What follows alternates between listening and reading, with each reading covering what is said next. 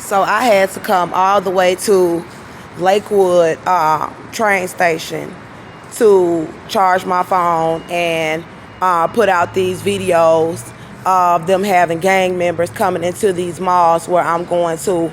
The Most High showed me visions of me being in a mall, being in malls, and black men and Hispanic men wanted to come up in the malls and hurt me and this baby. And at first I didn't really understand, but I kind of did, and now I do, because they're not letting me in the shelters. The libraries are closed.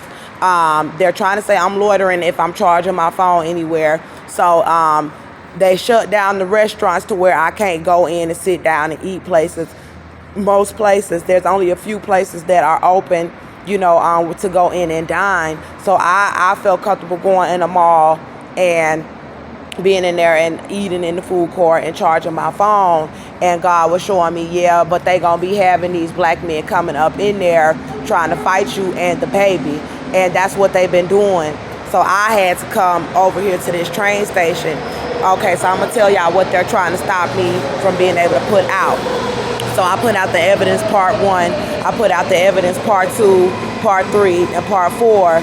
I think I put out part 4, but I know I put up part 3. I may not have put out part 4 yet. And then I put out some of the evidence about the 19911 calls, exposing who my baby daddy is, his charges, what happened in my apartment, my neighborhood. And they don't want me to continue to put out any more of that evidence. I have loads of this evidence of me raising my child and that I was a great mother. I have loads of this. So this is why they are trying to have these black men coming around with drugs and pulling out blunts and, trying to say, oh, she smoked a cigarette or she did this or she did that, because they're trying to stop me from showing what happened with my son. So as you guys can see on the evidence, you see that I'm a very nice young woman, and they know that, and they know that my life shows that. I can show who I am, but they want to tear you down and have you on the streets so that they could try to say, oh no, she out there with her booty out and she's smoking all these drugs and saying that she's pregnant. Okay, I'm gonna just go ahead and break this down to y'all. All right, so 2018, my baby daddy got out of jail July 2018, my baby daddy got out of the jail. He came into my apartment at 1301 Houston Street and started abusing me and my son in the apartment. He started abusing us in the streets and in a restaurant where we went for help. So leading up from his release from prison, I was in my apartment for 3 years, that apartment. And I had been living in my own apartments the entire time, but I was living there with my son, pregnant with my son there, and gave birth to him. He was about to turn 2 years old. His dad was attacking us over an 8-week period, and we were calling the police. I was calling the police on him in my home, my 2-bedroom home in Conroe, Texas. They were already trying to attack us in the neighborhood because I had a baby by this white man. I had all these black people trying to fight me, and white women and white men trying to poison us and kill us because I had a baby by this white man, period. And I did not want to get back with this young white man when he got out of prison. So they put a hit out on me in my home. And they were trying to swarm around my house and try to make me out to be a mental patient to take the baby, when I said I did not want to let him back into my home. And there were black girls and black men trying to stage altercations with me before he even got out of the prison, because people knew that I had this child, I had my own place, I had my own car. I did not need him. I didn't need him, to be coming up in there abusing us, and they know I'd be straight without him. And you got jealous people that wanted to give my baby and my home and my car to my white baby daddy, but nothing belonged to him. Everything had been given to me.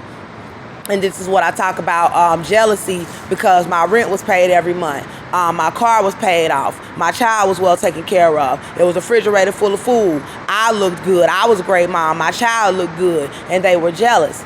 Also, there's this stigma about black women not being able to stay at home and raise their children. I was at home raising my child. I was a stay-at-home mom, and I did have part-time jobs, but I spent most of my time raising my child. And a lot of black women do not raise their children. They send them to daycare on a daily basis. And me and my son had a different relationship because I sent him to daycare and he got seriously hurt. And I spent most of my time with my child. And you had white women in the neighborhood that were jealous, that felt like a young black woman should not have the privilege of being able to be a stay-at-home mom. And God told me to say, well, Joseph made enough money to pay my rent. So, you know, the fact that I had someone doing something for me as a black woman, they were angry. It's plenty of white women out there who have small children and that stay at home raising their children and somebody paying the rent to help them out because the child is still small. And I don't know if I told y'all, but I was working a part-time job and I was trying to get assistance from the state to help me out with some money for the rent so that I did not have to get help from from Joseph.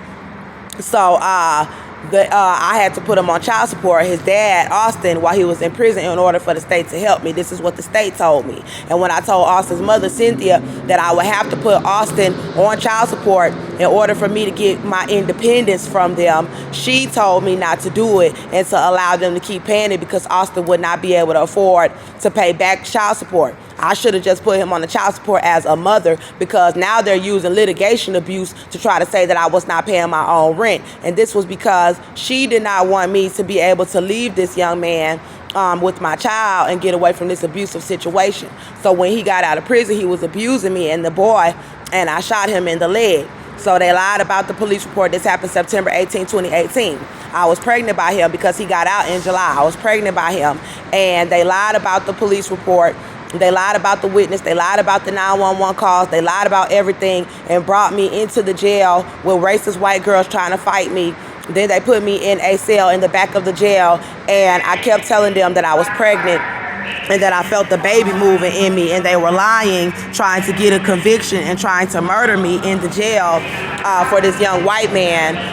And then they just decided that they were going to poison my pregnancy for 7 months.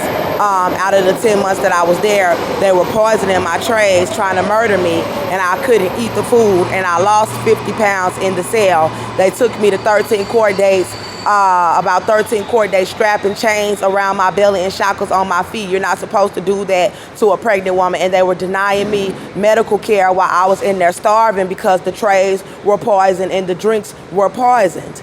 And they lied about my pregnancy the entire time, denying me medical care. And my pregnancy was confirmed by one of the nurses, and she sent me to the emergency room. And the police, the Conroe police, were making phone calls to continue to try to deny my pregnancy because by this time I was 9 months pregnant and my baby bump was only this big. So I was very skinny because of the poison. And they continued to poison my commissary. They were bringing mental health evaluators back there trying to paint me out to be a mental patient. My lawyer was Inger Chandler, and she was not presenting the evidence to Patty Maginnis. I had an investigator that was hired by Inger Chandler named Jim McDougal, a white man who worked for the sheriff's department for 20 years. He found out all the evidence about Austin abusing me from the beginning of our relationship throughout my first pregnancy. And then I was telling him, and he knows about my pregnancy. So he did not turn over the evidence to this judge either, and they never did the trial. And after the nurse confirmed my pregnancy inside of the jail, they brought me to the Conroe Regional Hospital, refusing to do an abdominal ultrasound and lying and saying that I was not pregnant and sending me back to the jail in chains and continuing to try to poison me. And they continued to poison me up until August 22nd, 2019. And they were gassing me in the cell and spraying chemicals, stopping my labor. And then what they did was they brought me into a docket call court date. They tried to keep me from going to that and tried to have me speaking with mental health psychiatrists, and I passed all the mental health evaluations, and they could not get them to diagnose me with a mental illness. So they decided to drop the charges, and then when I got out, I was homeless because it caused me to lose my apartment. They sued me for my son. They allowed this man, this white male who was abusing me, to sue me for my son while I was inside of the jail, while they were poisoning my pregnancy and poisoning me, trying to murder us. he sued me for my baby in Judge Tracy Gilbert's courtroom, which is litigation abuse, because they knew that this man was abusing me and my child. They know why he got hurt, and they know that they should not have given him temporary custody of my child. He got arrested when the judge signed the order for beating up a white girl in his mother's house, and he was in the jail with me while I was fighting his charges after I asked the judge not to give him temporary custody of my son because he was a danger to my son because he was attacking us. So now Austin's mother, Cynthia Olvera, she's white and he's white.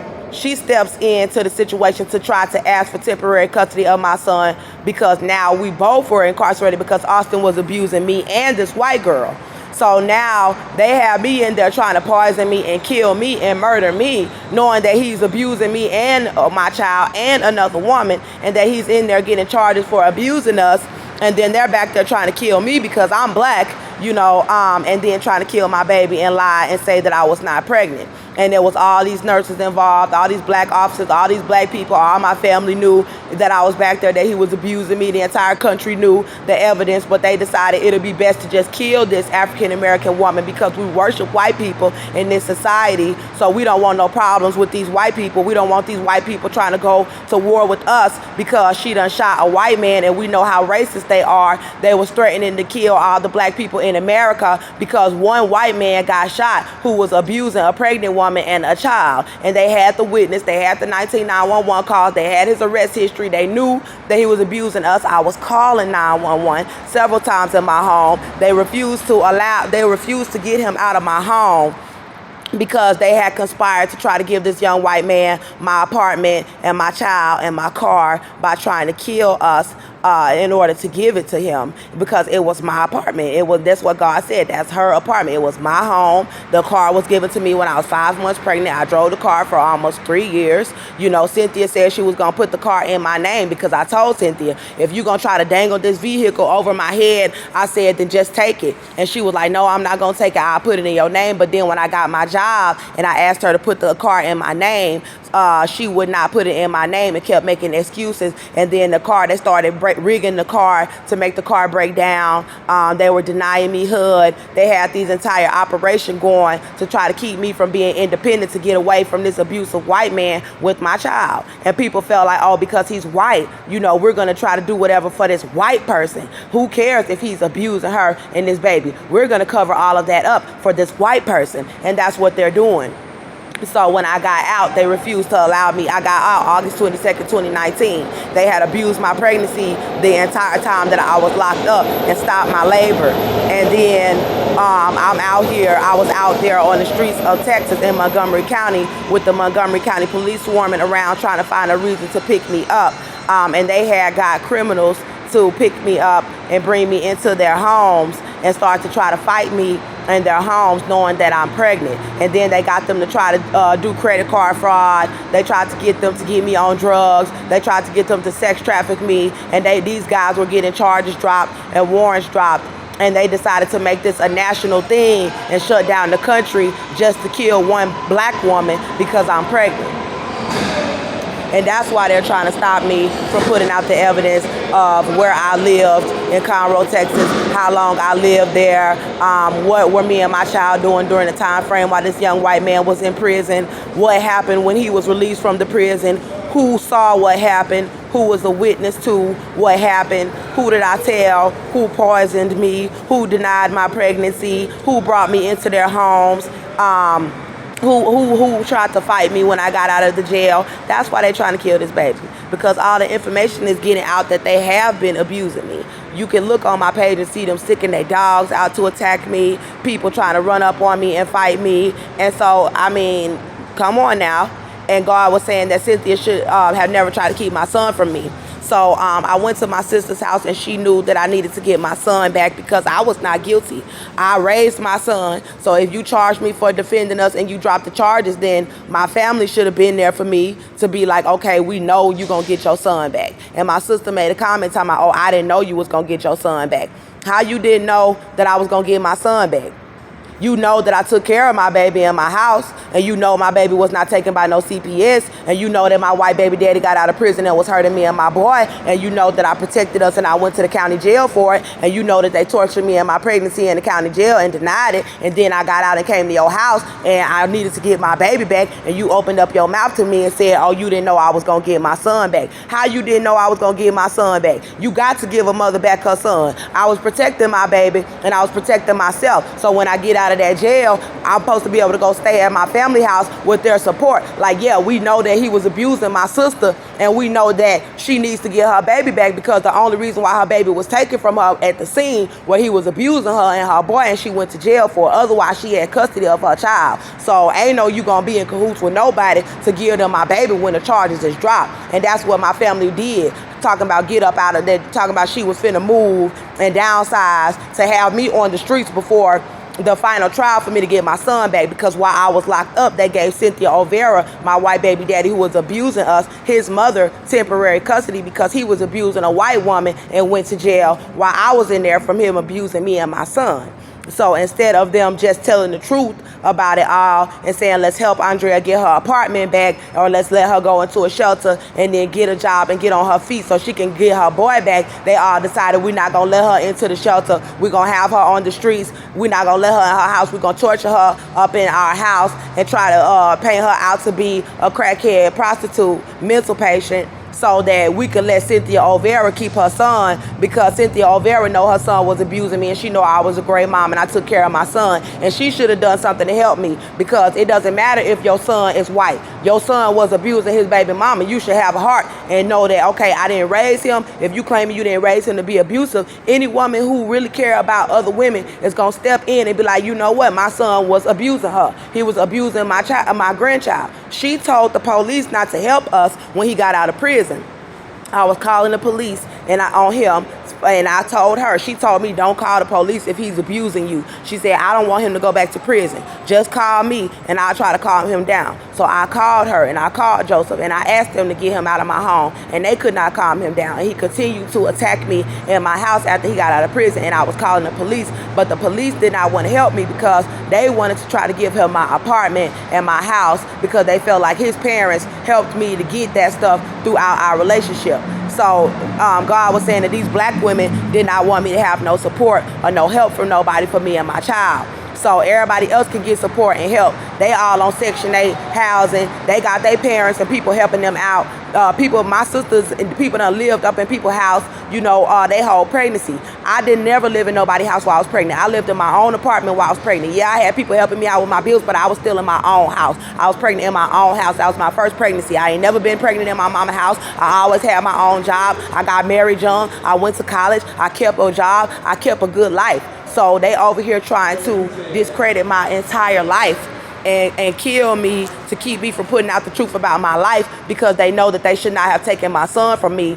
So when I went to the court hearing, they had a drug dealer named Jakiba, and Travis Gums had me trapped out in Chambers County. And Travis Gums was pulling guns out on me inside of the home. Jakiba was getting warrants dropped for weed, and they were over there trying to give them cars and money to keep me from going to the custody hearing for my son. And then they made me lose my job before the custody hearing, and then they tried to keep me from going to the custody hearing. They lied about everything at the custody hearing and gave my son to Cynthia Olvera, and people had put me out of their house. Everybody around the nation was in cahoots to keep me on the streets and not let me into their homes or any shelters, so that when I went to this custody hearing, I would have to say that I was homeless, and they could use that as an excuse to not give me back my baby.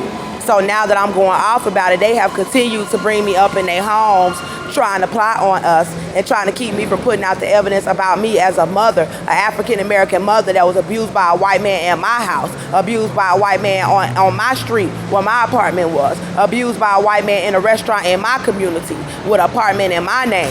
And his charges include assault, family violence, theft, drug possession, Class C rape, unlawful restraint, trespassing. He was convicted for assault on a public servant, and they know that's wrong, because anytime they tell you about somebody serious, these white folks be like, yeah, and he had charges for assault on a public servant. But you want to say that's not serious when he's in the house with a black woman and a child, and the black woman is pregnant, and he's on methamphetamine, and he's in there attacking us, and y'all want to try to downplay his charges? Nah, you cannot downplay his charges. And that's why God said, tell them about his charges, tell them about his probation. He was on a 2-year felony probation for assault on a public servant. And God said, tell them about his charges. And I just read y'all all of his charges. And they trying to say that I'm a prostitute. And God said that he was selling his behind on Backpage for drugs. And he did admit to me that they were sleeping with him in drug houses for methamphetamine. And here they are trying to paint me out as be a prostitute. And he's the one who has to take medication. He's bipolar. He have other mental disorders that he was ordered to take medicine for by the courts when he got the 2-year felony probation. They ordered him to go to Tri-County and finish taking his medicine that he has been taking since he was a little boy. And they're over here trying to pay me out to be a mental patient and trying to keep me from putting out the evidence about my life and about what they did, taking my child and giving my child to this white woman after the charges were dropped. So after the charges was dropped, they used the litigation abuse, and they gave my baby to this white woman, and I'm exposing the operation that they're doing to try to keep me from getting my child back. They are deliberately trying to leave me on the streets. They are deliberately getting me fired from my jobs. They are deliberately trying to withhold my paychecks, so I can't say I have income. They are deliberately trying to force me to go with men that are trying to make me out to be a prostitute and trying to sex traffic me so they can say that his mother is unfit. And I have the evidence to show that I was not unfit. I have the evidence to show that I was highly favored with the Lord above many women on this earth as far as how I took care of my child. And they know that, and these gangs know that, and these police know that. They watched me. They had a secret intelligence operation where they watched me for the entire time that the young white man was in prison.